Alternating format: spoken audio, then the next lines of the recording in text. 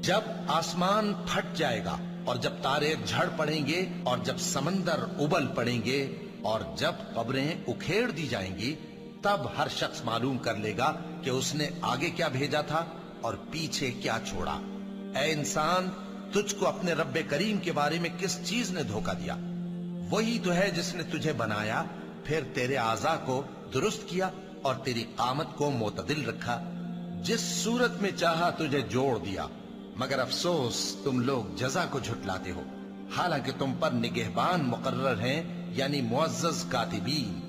جو کچھ تم کرتے ہو وہ اسے جانتے ہیں۔ بے شک نیکوکار نعمتوں کی بہشت میں ہوں گے اور بدکردار دوزخ میں، یعنی جزا کے دن اس میں داخل ہوں گے اور اس سے چھپ نہیں سکیں گے۔